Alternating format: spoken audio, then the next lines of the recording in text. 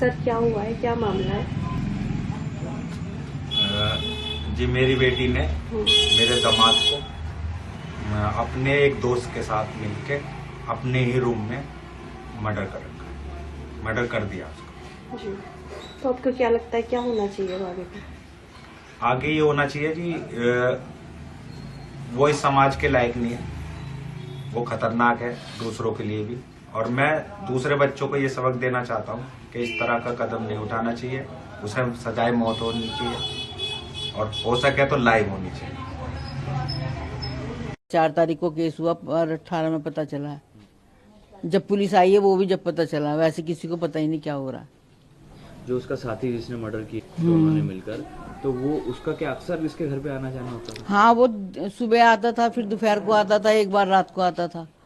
3 बार का तो उसका पता ही है, और बाकी भैया रात बेरात को आता भी हो तो किसी को क्या पता। दिन में डेली आता था? दिन में तो रोज ही आता था, सुबह दोपहर शाम। एक थैला दे जाता था उसको और एक लेके चला जाता था, पता नहीं क्या लाता था क्या ले जाता था। यहाँ पे एक रैंप बना हुआ था, बच्चे सारा दिन उसी रैंप पे खेलते थे।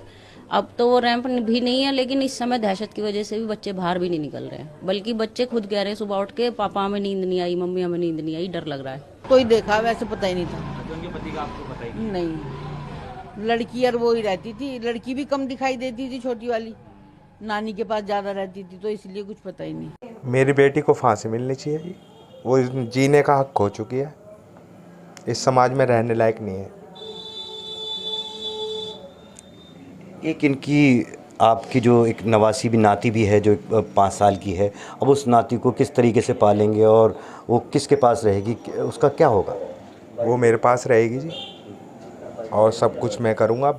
एक बाप की तरह तो नहीं कर पाऊँगा, पर हाँ मैं उसका नाना हूँ, और इस मोहल्ले में 1.5 साल से हूँ। 1.5 साल पहले ये मकान लिया था। इस मोहल्ले में सब ये जानते हैं कि ये सबसे छोटी बेटी है मेरी, ये नहीं जानते कि मैं उसका नाना हूँ। भैया वो तो जब से घर में आई थी, जब से हमारे तो सभी परेशान थे उससे, तो सभी परेशान थे उससे, मोहल्ले वाले क्या सब क्या सभी पूछते, सभी परेशान थे उससे। हमारा क्या, हम तो थे अंदर, वो तो गली मोहल्ले में भी खड़ी हो के इतनी गंदी गंदी गाली देती थी कि पूछो मत। बेटा हम क्यों क्या करते क्या नहीं करते, हमने कहा जरा शांति रहे, घर में बनी रहे। हमने ऊपर कमरा भी दे दिया रहने के लिए, सब कुछ कर दिया, और क्या करते उसके साथ? खाना हम बनाते, कपड़े हम धोते, सब काम हम करते उसका। जब भी उसको रहना नहीं आ रहा था, लड़ के मैं तो अलग रहूंगी। मैंने कहा भैया तू भी जा, इसे भी ले जा। क्या करते इस चीज को? हमने कहा भैया तू भी जाके शांति से रह, हम भी शांति से रहे। देवेंद्र जी, हम जानना चाहेंगे, यहाँ आपके होटल में कुछ दिन पहले कोई कपल ठहरा था आके, वो मर्डर हो गया है, क्या पूरा मामला है? कौन लोग थे वो, कब ठहरे थे, कहाँ से आए थे? देखो, मर्डर के बारे में तो हमें कोई पता नहीं है। वो आए 5 तारीख को आए हमारे पास, हमारे को बोला रूम चाहिए, हमने उनको रूम दिखाया, रूम दिया हमने। 1800 रुपये में उन्होंने रूम लिया हमारे पास। 2 दिन हमारे पास ठहरे। 3600 रुपये ऑनलाइन पेमेंट भी हमारे पास आई है। क्या एड्रेस था, कहाँ से वो लोग आए थे? मेरठ का एड्रेस है, यूपी का। और डिजायर गाड़ी में आए हुए थे। वो डिजायर गाड़ी सामने मोड़ पे खड़ी थी। वो आए हमारे पास कि हमको रूम चाहिए, हमने रूम दिखाया उनको, उन्होंने ओके किया। जब ओके रूम हुआ, डिजायर को बुलाया, यहाँ पार्किंग में गाड़ी लगाई हमने, और फिर उनका सामान लगेज वगैरह मंगवाया और रूम में छोड़ा, और 2 दिन वो हमारे पास रुके। इसके बाद कहाँ घूमने का तो 4 साढ़े 4 बजे के बाद वो निकले थे बाहर, और कहाँ गए उसका हमें कोई पता नहीं है। 4 साढ़े 4 बजे गए, और जो लड़के से ऑर्डर मंगाते थे वो उस पे व्हाट्सएप पे ही वो मैसेज करके मंगाते थे। तो ये होटल आपने 20 पे लिया हुआ था? हाँ, चला रहे थे हम। इनकी बहू जी की तबीयत थोड़ी ढीली सी रहती, तो हम चला रहे थे इसको। तो इसके बीच में आपसे कोई किसी ने संपर्क किया हो कि कहाँ शिमला में ठहरे थे, कौन लोग थे, ऐसा कुछ आपको? नहीं, अभी आज ही हो रहा है संपर्क। जब पता लगा है, आज तक अभी तक कोई संपर्क नहीं हुआ हमारे से। वो 2 दिन ठहरे। 7 तारीख को 12 बजे हमारे यहाँ से चेकआउट किया उन्होंने। वो यहाँ से मना लिए गए कि कसोल गए, कहाँ गए उसके बारे में हमें पता नहीं है। जब आए वो, हमने प्रॉपर उनकी एंट्री की हुई है, आधार कार्ड नंबर लिखा हुआ है नीचे रजिस्टर पे। जब आए वो प्रॉपर एंट्री करके और फिर उन्होंने अराइव फ्रॉम मेरठ से है और प्रोसेसिंग उन्होंने कसोल लिखा है, वो हमारे की कसोल जाएंगे हम आफ्टर शिमला के बाद, तो हमने लिखा है बकायदा उन पे साइन, मोबाइल नंबर, जो मोबाइल नंबर है यहाँ पे रजिस्टर पे दिया वही व्हाट्सएप पर नंबर है उसका। उनका कैसा व्यवहार था, क्या परेशान करती थी, किस तरीके से परेशान करती थी परिवार के लोगों को? गाली गलौज करती थी वो बहुत, किसी भी बात पे चालू हो जाती थी, बर्तन फेंकना, अपनी बच्ची को मारना, ये सब वो बहुत परेशान करती थी। मतलब शुरू से इनका मानसिक संतुलन सही नहीं था, इस चीज को तो उसके मामा बताएंगे। ये वो जानबूझ के करती थी कि परेशान हो, मतलब शुरुआत से लड़ाई झगड़ा करती। हाँ। जब लव मैरिज हुई थी तो कभी आपके भाई ने, सौरभ ने कभी या किसी ने कुछ ऐसी जानकारी दी कि जब उनकी लव मैरिज हुई तो अचानक से ऐसा क्या हुआ कि घर में इस तरह के झगड़े होने लग गए? क्या कोई पूजा पाठ या कुछ मानसिक संतुलन था? नहीं, अचानक नहीं हुआ, ये कम से कम 3-4 महीने तो वो एकदम सही रही। उसके घर वाले भी आते थे तो वो हमारे को फोन करके बोलती थी कि पापा आ गए, जल्दी आ जाओ। उसके बाद जब से वो उनके घर जाने लगी है ना 3-4 महीने के बाद, उसके बाद से ही अपने माँ बाप के घर, जब से उसके जो है लड़ाई झगड़ा चालू हो। वो मेरी बेटी को मेरे से ज़्यादा प्यार करता था, उसकी गलतियां तक छुपाई है मेरे से, उसे नहीं बताता था, खुद झेलता रहता था, इसलिए मैं इम्प्रेस था और बेटा मानने लगा था। इस काम के बाद वो मेरे ज़िंदगी से ख़त्म हो चुकी है मेरी बेटी, फीलिंग भी नहीं है, पर उसके लिए है, दामाद के लिए है। मैं उसे इंसाफ दिलाना चाहता हूँ पूरा, जो आपसे बात कर रहा हूँ इसी मकसद से कर रहा हूँ कि मेरे दामाद को इंसाफ मिल जाए। अब आप क्या चाहते हैं? जो मतलब पता चल गया है कि आपकी बेटी है और उसका जो दोस्त है साहिल, वो दोनों हत्यार हैं जिन्होंने आपके दामाद की हत्या की है। अब इस पूरे हत्याकांड में आप क्या चाहते हैं, क्या होना चाहिए? मेरी बेटी को फांसी मिलनी चाहिए, वो जीने का हक खो चुकी है, इस समाज में रहने लायक नहीं है। मेरा छोटा भाई था जी। क्या क्या क्या हुआ है? जैसे कि मैं बताना चाहूँगी, मुझे कल शाम को मेरी मम्मी का फ़ोन आया और उन्होंने मुझे ये बोला कि मेरे छोटे भाई का मर्डर हो गया है। तो मैंने अपनी मम्मी को ये कहा कि मैं पहुँच रही हूँ, आप घबराओ मत, ऐसा कुछ भी नहीं हुआ।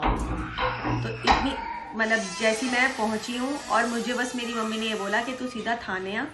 थाना आने के मतलब थाना पहुंचने के बाद मुझे बस यही समझ आया कि अब तो इन्होंने जो करना था वो कर दिया, क्योंकि उस लड़की का पहले से ही अफेयर था। वो अपने घर से पहले ही एक बार भाग चुकी थी और 5 दिन से गायब थी, जो कि मेरा छोटा भाई मेरे घर पे था, पेपर देने के लिए आया हुआ था।